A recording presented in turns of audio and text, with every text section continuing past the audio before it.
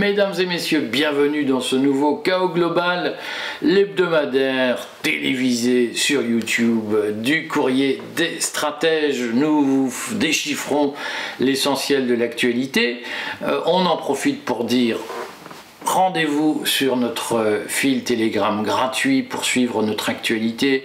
Telegram, c'est 15 secondes de téléchargement. N'hésitez pas, on vous rappelle, on a allongé un peu les délais avant d'augmenter nos tarifs. Nous augmentons le 15 mai. Alors des gens m'ont dit, mais pourquoi vous en parlez autant? Parce qu'on prévient les lecteurs, voilà, et qu'il faut à un moment donné informer. Et informer, c'est souvent répéter. Voilà.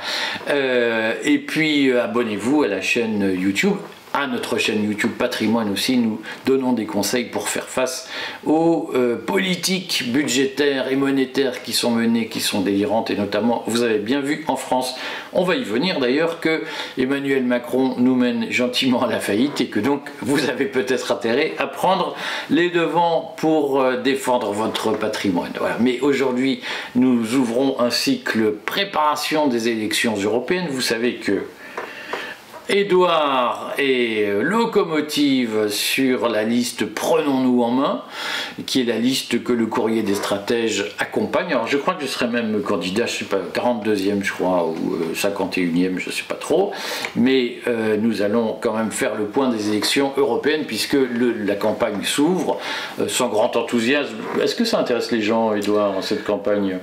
Je pense que si les candidats, les listes parlaient de l'Europe, de démocratie, de confiscation du pouvoir, ça intéresserait beaucoup les gens. D'ailleurs, on voit que nous avons des tas de candidatures qui affluent sur notre liste, mais en revanche, la manière dont les partis établis en parlent, les gens n'y croient pas.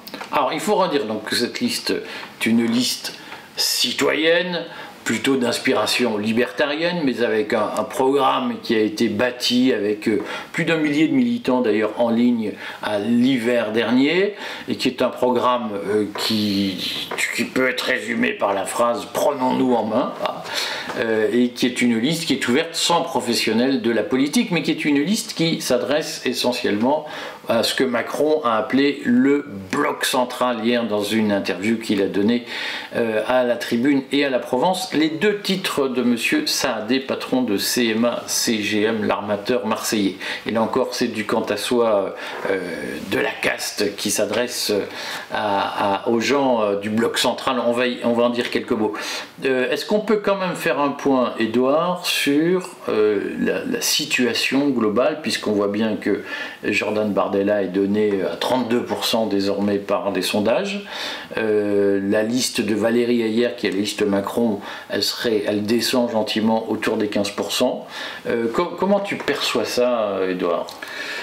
Il y a d'abord une désaffection profonde vis-à-vis du gouvernement, et c'est normal que ça interfère avec l'élection européenne, ça interférerait avec un référendum ou avec une élection municipale, mais c'est plus frappant sur l'Europe, parce que ça veut dire que Valérie Ayer n'incarne pas auprès des macronistes, sans doute, le projet d'Emmanuel Macron. Ça veut dire aussi qu'Emmanuel Macron ne fait plus le plein de voix dans son électorat, qui est à peu près de 25%, il faut le rappeler, 24-25%. Ça veut dire qu'il ne fait plus le plein de voix. D'ailleurs, je suppose que la poussée de Raphaël Glucksmann, c'est entre autres la prise de voix au centre-gauche.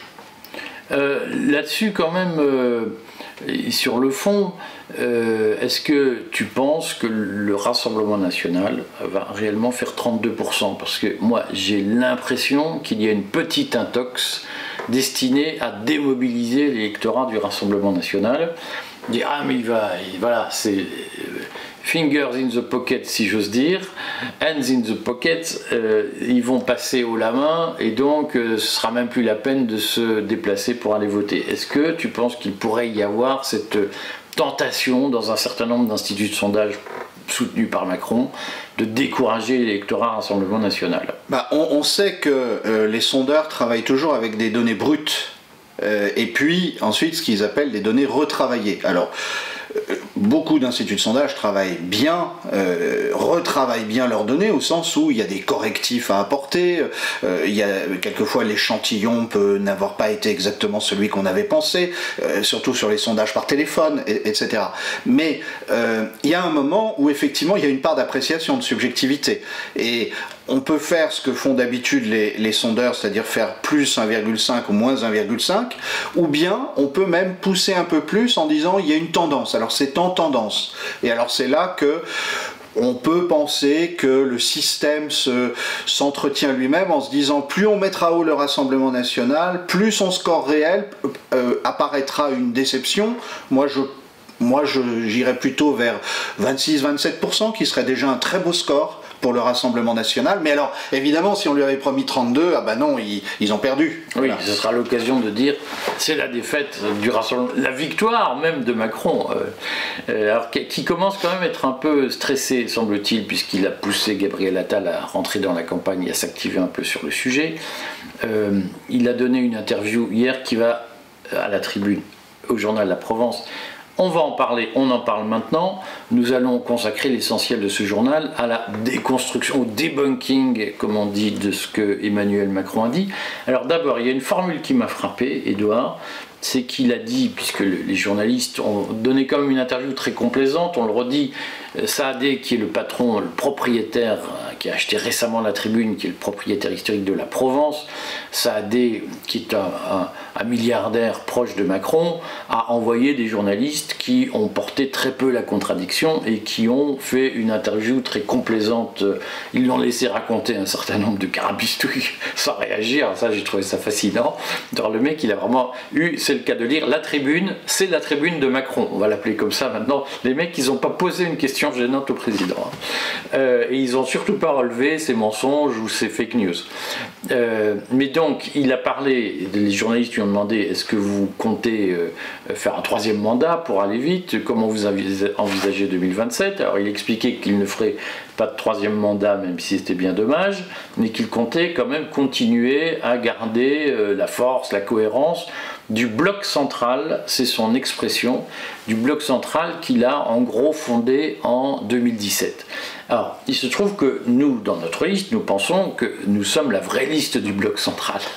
Mais qu'est-ce que c'est que ce bloc central, Édouard ? Alors, je crois qu'il y a un vieux mythe, en fait, sur les classes moyennes, et qu'il serait possible, ça remonte à Giscard, d'unir les classes moyennes de droite et de gauche, parce que sociologiquement, elles ont beaucoup en commun, et c'est ce que Giscard appelait 2 Français sur 3.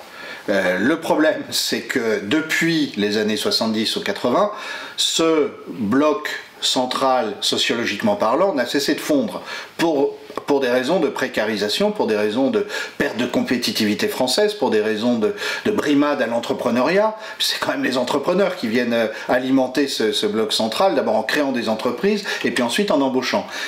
Et donc, en fait, quand on regarde bien les chiffres, Macron est élu à chaque fois avec 1/3 des Français qui le soutiennent vraiment. Donc c'est plus 2 Français sur 3, c'est 1 Français sur 3.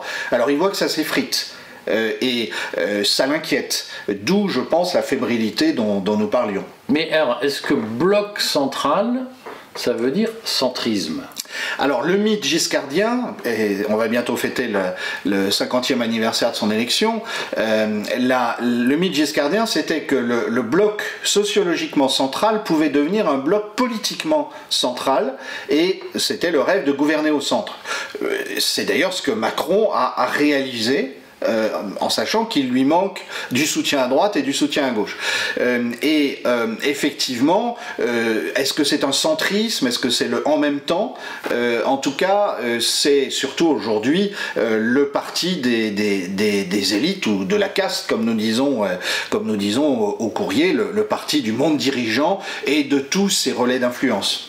Alors, on va approfondir ce qu'il a dit, mais quand même, je voudrais chipoter sur cette histoire, puisque Emmanuel Macron nous explique en effet que bon, il est la démocratie contre le reste du monde, si j'ose dire, mais quand même, dans la même interview, il a, sur un sujet qui nous tient à cœur, qui est la défense des intérêts des droits de l'homme, du droit international, du droit humanitaire en Palestine, droits qui sont violés par l'armée israélienne dans toute quiétude, si j'ose dire, en toute neutralité d'Emmanuel Macron, en toute indifférence d'Emmanuel Macron. Il explique qu'il faut réprimer la contestation étudiante qui se déclare solidaire du droit international en Palestine. Et il n'a pas un mot pour, au fond, défendre la liberté de penser. Or, on l'a relevé dans le courrier, même des gens qu'on n'aime pas, comme Guillaume Meurice, chroniqueur sur France Inter, sont en train de faire les frais de la reprise en main. D'ailleurs, les journalistes de la Tribune n'ont absolument pas posé la question des relations étranges entre Emmanuel Macron et Sibylle Veil, qui sont camarades de promotion à l'ENA, et Macron a nommé à la tête de Radio France cette fameuse Sibylle Veil qui est de la famille de Simone Veil.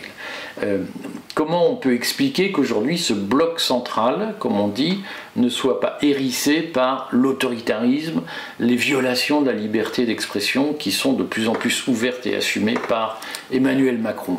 Alors, il y a d'abord le fait que ce bloc central, il y a la partie âgée qui regarde les médias subventionnés. Et donc tout va bien. Ce qui se passe dans les universités, ça se voit aux États-Unis, mais je pense que ça va se voir de plus en plus en France. C'est que la partie la plus jeune de ce bloc central, en fait, l'aspiration à l'enseignement supérieur fait partie du développement de ce bloc central. Eh bien, cette partie la plus jeune, elle est en train de se détacher du gouvernement, du monde dirigeant occidental. C'est ça qu'expriment les protestations devant ce qui se passe à Gaza. Et donc, ces gens-là sont plutôt sur les réseaux sociaux. Sauf que sur les réseaux sociaux, Emmanuel Macron nous le dit dans son interview, il le dit dans le discours de la Sorbonne, on fait tout pour limiter la liberté d'expression. Et c'est même un projet européen, c'est notre projet, comme il dit. Donc ça risque de cliver et de fracturer ce bloc central. Et il y a une troisième composante de ce bloc central auquel Macron ne parle pas, parce qu'il ne sait pas leur parler. Ce sont tous les créateurs de richesse, ce sont tous les entrepreneurs, les petits et les moyens entrepreneurs, qui sont ceux qui sont susceptibles de créer les emplois demain, sauf que la fiscalité les en décourage. Précisément, fiscalité. Dans son interview, Macron évoque la question des impôts, du budget. Les journalistes ont quand même été obligés, la mort dans l'âme, de lui poser la question de la dette. Ils l'ont vraiment laissé raconter toutes ces carapistouilles. Macron soutient qu'il a baissé les impôts de 60 milliards. Dans le courrier, nous avons montré à plusieurs reprises que la pression fiscale sur les particuliers a beaucoup augmenté depuis 2017. Je crois qu'on lève 20 milliards de plus qu'en 2017 sur les particuliers. L'impôt sur le revenu des personnes physiques en particulier est beaucoup plus lourd, même si les taux n'ont pas augmenté. En réalité, il est beaucoup plus lourd qu'en 2017.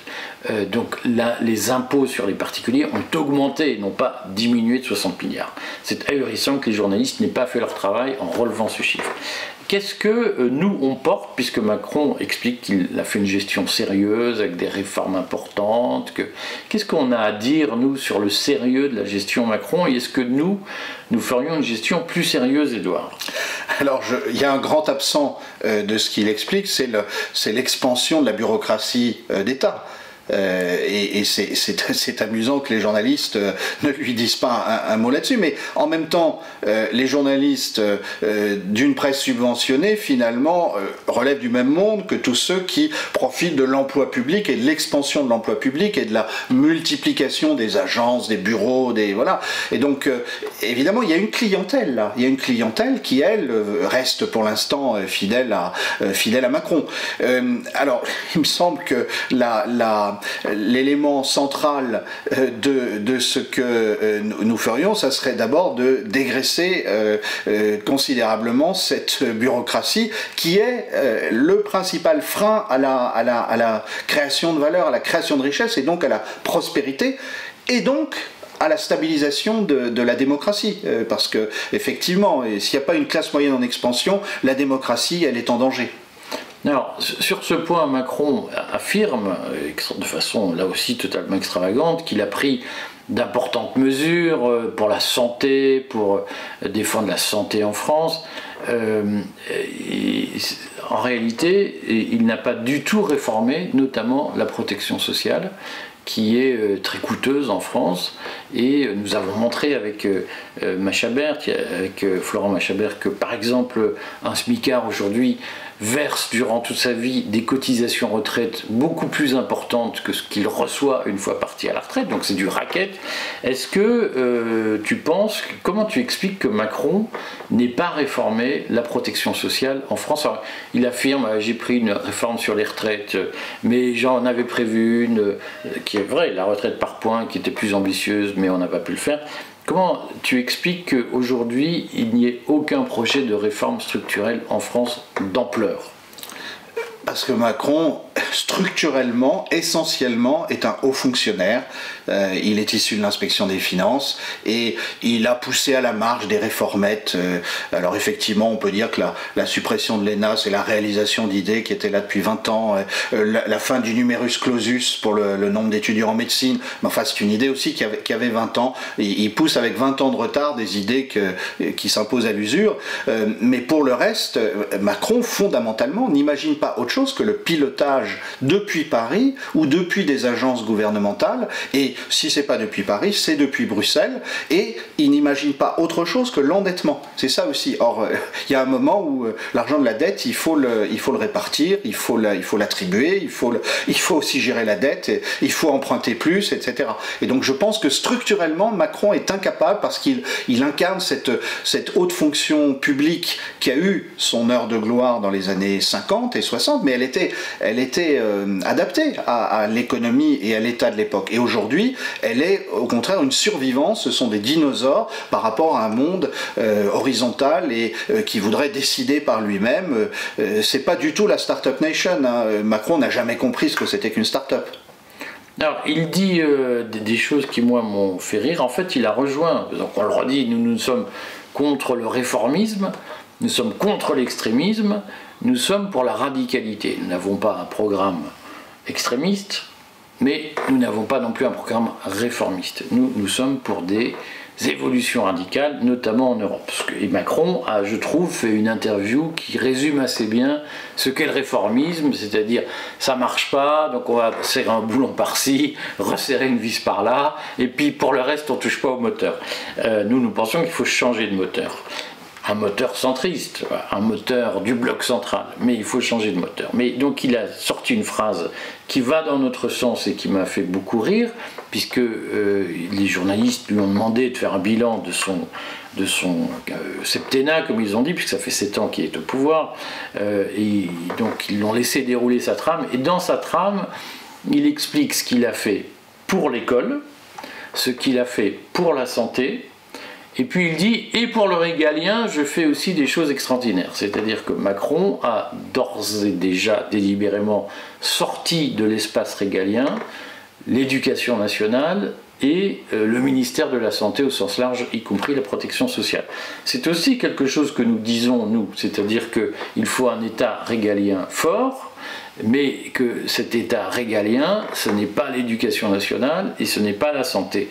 C'est notamment la tranquillité publique ou la sécurité des biens et des personnes. Tu trouves pas ça amusant, toi, que Macron, au fond, lui-même dise le projet que les libertariens portent, il est fondé dans la mesure où l'école et la santé, ça ne fait pas partie du régalien. Macron est un bon ancien élève de Sciences Po, il est un peu attrape-tout, et il aime bien faire une sorte de milkshake d'idées. Par exemple, il finit aussi son interview en parlant d'un combat de civilisation. Hop, je prends un machin que j'ai entendu du côté de chez Reconquête. J'explique simplement que ma civilisation, c'est l'humanisme. Sous-entendu, eux, c'est pas ça. Bon. Et donc, effectivement, le régalien, il se rappelle qu'il a dit à un moment qu'il était libéral, et donc, effectivement, pour les libéraux, le régalien, c'est d'abord la justice, la défense et la politique étrangère. Mais c'est son côté ancien bon élève attrape-tout. Oui, mais alors, pour le coup, quand même, puisque tu nous dis assez justement que Macron a fait des clins d'œil, on va dire ça comme ça, du plagiat d'idées des autres, notamment chez Reconquête, est-ce que Reconquête, est-ce que le Rassemblement national ont des idées fondamentalement différentes de celles d'Emmanuel Macron aujourd'hui?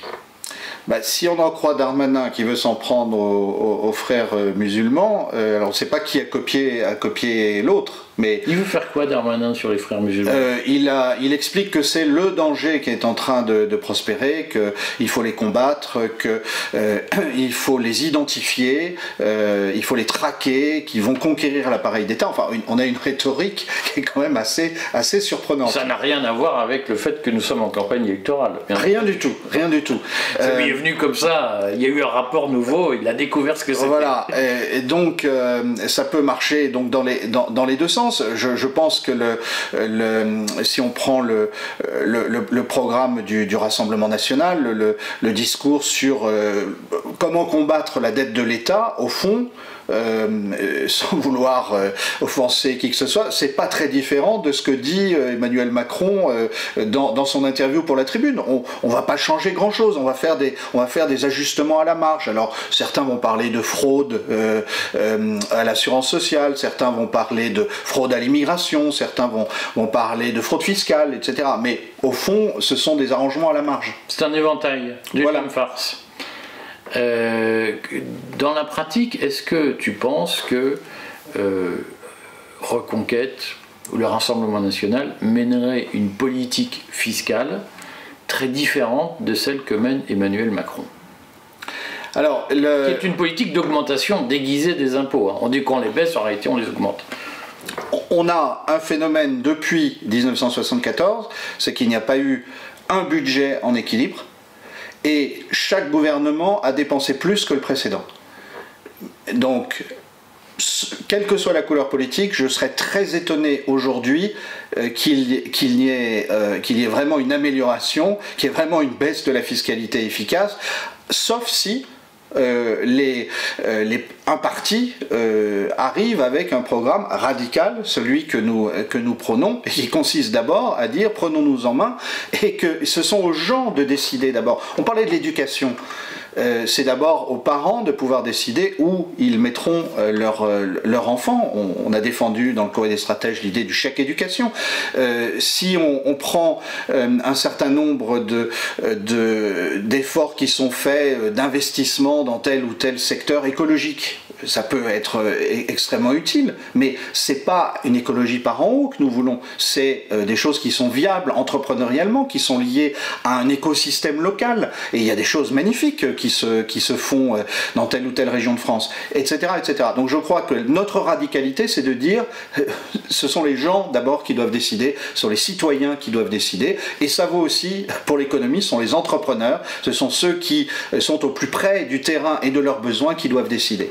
Alors, tu l'as glissé parce que, d'abord, ce qu'il faut noter, c'est que l'interview qu'il donne, au fond, à la Tribune, qui vise à remobiliser le bloc central, comme il dit, est une interview qui parle très peu d'Europe, au fond. En tout cas, il en parle à la portion congrue, et son discours à la Sorbonne a quand même fait un bide, mais on peut constater qu'en réalité, l'essentiel des programmes ne parle pas d'Europe. Mais, comme tu l'as souligné, Emmanuel Macron propose un endettement européen. Et je n'entends personne, je n'entends aucun candidat condamner cette politique d'endettement européen. Est-ce que aujourd'hui, qu'est-ce qu'on peut en penser de cet endettement européen que propose Macron? C'est le fil central de son discours de la Sorbonne. Il se félicite de l'endettement pour post-Covid, il se félicite de l'idée de Mme Kallas d'endetter l'Europe pour pouvoir construire de l'armement, il veut emprunter pour investir dans les secteurs stratégiques, etc. Et ça, personne ne voit que c'est totalement contradictoire avec l'idée qu'il faut rendre l'Europe indépendante, puisque si on s'endette, on la rend dépendante. Et ça peut être rendre les États dépendants, mais ça peut être aussi rendre ceux à qui on prête de l'argent plus dépendants.